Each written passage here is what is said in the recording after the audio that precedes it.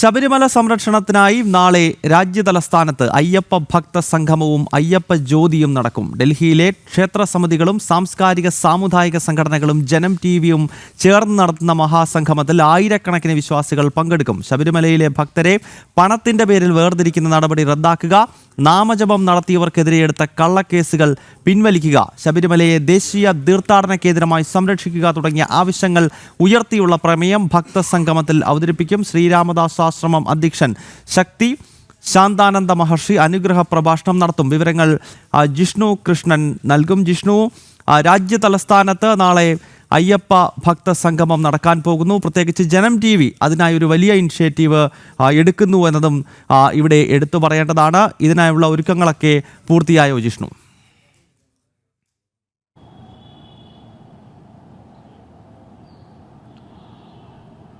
നാളെ വൈകിട്ട് 5:30 RK പുരം അയ്യപ്പ ക്ഷേത്രത്തിലാണ്, ശ്രീരാമകൃഷ്ണപുരം അയ്യപ്പ ക്ഷേത്രത്തിൽ വെച്ചാണ് ഭക്തസംഗമവും അയ്യപ്പ ജ്യോതിയും നടക്കുന്നത്. അതായത് ശബരിമല ക്ഷേത്രത്തെയും അവിടുത്തെ ചൈതന്യത്തെയും തകർക്കാൻ കാലാകാലങ്ങളായി വിവിധ തരത്തിലുള്ള ശ്രമങ്ങൾ, അത് 2018 യുവതീ പ്രവേശനവുമായി ബന്ധപ്പെട്ട സംസ്ഥാന സർക്കാർ സ്വീകരിച്ചിട്ടുള്ള ആചാരലംഘനം മാത്രമല്ല, കാലങ്ങളായി പരിശോധിക്കുമ്പോൾ വിവിധ കാലഘട്ടത്തിൽ വിവിധ സർക്കാരുകൾ, രാഷ്ട്രീയ പാർട്ടികൾ ശബരിമലയിലെ ചൈതന്യത്തെയും ആ ക്ഷേത്രത്തെയും തകർക്കാനുള്ള ശ്രമങ്ങൾ നടക്കുന്നു. അതുകൊണ്ട് ശബരിമലയെയും അവിടുത്തെ ആചാരങ്ങളെയും സംരക്ഷിക്കണം എന്നാവശ്യപ്പെട്ടുകൊണ്ടാണ് ഒരു മഹാഭക്ത സംഗമം, വിശ്വാസികളുടെ സംഗമം രാജ്യതലസ്ഥാനത്ത് സംഘടിപ്പിക്കുന്നത്. അതിന് നേതൃത്വം നൽകുന്നത് ഡൽഹിയിലെ സാംസ്കാരിക സാമുദായിക സംഘടനകളും ക്ഷേത്ര സമിതികളും ഒപ്പം ജനം ടിവിയും തന്നെയാണ്. ജനം ടി വി അത്തരത്തിലൊരു ഇനിഷ്യേറ്റീവ് എടുക്കാൻ കാരണം ഇത്തരത്തിലുള്ള ആചാരങ്ങളുമായി ബന്ധപ്പെട്ട, പ്രത്യേകിച്ച് ശബരിമലയുമായി ബന്ധപ്പെട്ട വിഷയങ്ങളിൽ ഭക്തർക്കൊപ്പമാണ് എന്ന കൃത്യമായ നിലപാട് സ്വീകരിച്ചുകൊണ്ട് പ്രവർത്തിക്കുകയും അതിനനുസൃതമായിട്ടുള്ള മാധ്യമ പ്രവർത്തനം ചെയ്യുകയും ചെയ്തിട്ടുള്ള സ്ഥാപനമാണ്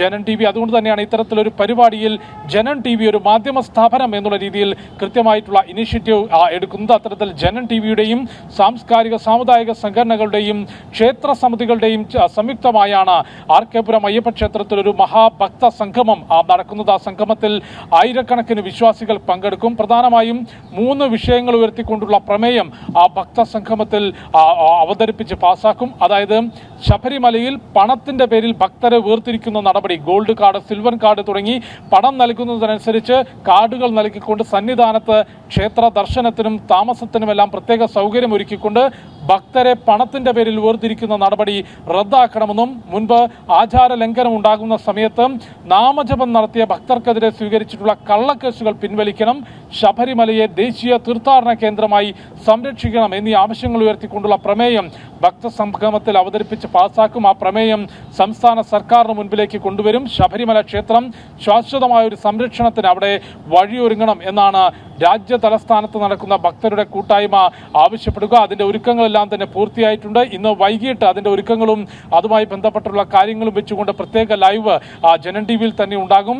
നാളെ പമ്പയിൽ സർക്കാരിന്റെ നേതൃത്വത്തിൽ അയ്യപ്പ സംഗമം നടക്കുന്ന ഘട്ടത്തിലാണ് രാജ്യതലസ്ഥാനത്ത് യഥാർത്ഥ അയ്യപ്പ ഭക്തരുടെ കൂട്ടായ്മ, പ്രത്യേകിച്ച് ശബരിമലയിൽ 2018-19 കാലയളവിൽ ആചാരലംഘനത്തിന് സർക്കാർ നേതൃത്വം നൽകിയപ്പോൾ അതിനെ പ്രതിരോധിക്കാൻ മുന്നിലുണ്ടായിരുന്ന ജനം ടി വിയുടെ നേതൃത്വത്തിൽ നാളെ രാജ്യതലസ്ഥാനത്ത് അയ്യപ്പ ഭക്ത സംഗമം നടക്കാൻ പോകുന്നത്. ഈ വാർത്തയുടെ വിശദാംശങ്ങൾ ഡൽഹിയിൽ നിന്ന് നൽകിയത് ജിഷ്ണു കൃഷ്ണൻ.